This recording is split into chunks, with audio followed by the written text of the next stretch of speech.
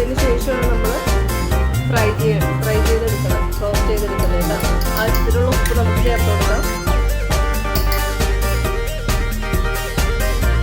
പിന്നെ നമ്മൾ ഇതിനകത്തേക്ക് മഞ്ഞൾപ്പൊടി ഉപ്പ് ചേർത്തിട്ട് വേവിക്കാനായിട്ടാണ് കേട്ടോ. കുറച്ച് മഞ്ഞൾപ്പൊടി ഇട്ടിട്ടുണ്ട്, അതുപോലെ തന്നെ മുളക് പൊടി ഇട്ടിട്ടുണ്ട്. നമ്മൾ ലാസ്റ്റ് ഒരു മുളക് പൊടി ഇതിനകത്ത് ചേർത്തിട്ടുണ്ട് കേട്ടോ.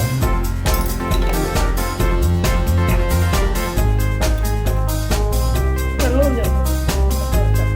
ഇതിലേക്ക് കുറച്ച് സവാളയും കൂടി ചേർത്ത് കൊടുക്കണം കേട്ടോ.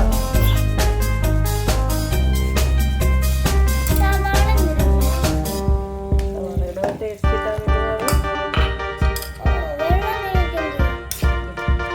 നന്നായിട്ടൊന്ന് ഇളക്കി വെച്ചിട്ട് നന്നായി വേവിക്കാനായിട്ട് വെക്കാം. കുക്കറിലൊരു 6 വിസിലടിക്കട്ടെ, നന്നായി വരട്ടെ. എന്നിട്ട് നമുക്ക് ഫ്രൈ ചെയ്ത് എണ്ണ റോസ്റ്റ് ചെയ്ത് നമുക്ക് വെക്കാം കേട്ടോ. അപ്പോൾ നമ്മൾ വേവാൻ ആവശ്യത്തിനുള്ള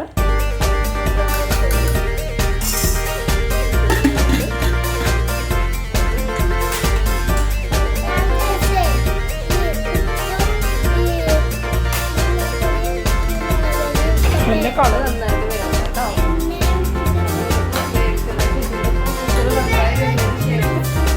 ഇനി റോസ്റ്റ് ചെയ്യാനുള്ള കാര്യം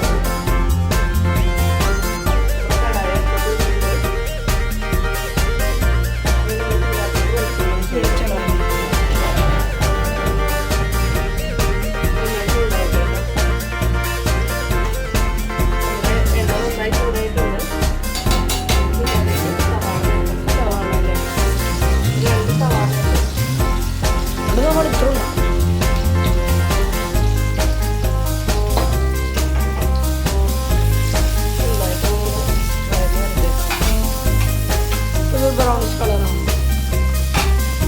സവാള നന്നായി വഴന്നു വന്നിട്ടുണ്ട്. നമുക്ക് ഇതിനകത്തേക്ക് ഇഞ്ചി, വെളുത്തുള്ളി, ചുവന്നുള്ളി കൂടി ഇടിച്ചതാണ് നമുക്ക് ഇതിനകത്തേക്ക് ചേർത്ത് നന്നായി വഴച്ചെടുക്കാം. നമ്മൾ വഴച്ചിക്കൊണ്ടിരിക്കുകയാണ് കേട്ടോ. ഇവിടെ നന്നായി വഴഞ്ഞിട്ടുണ്ട്. നമുക്ക് നമ്മൾ നേരത്തെ തയ്യാറാക്കി വെച്ചാൽ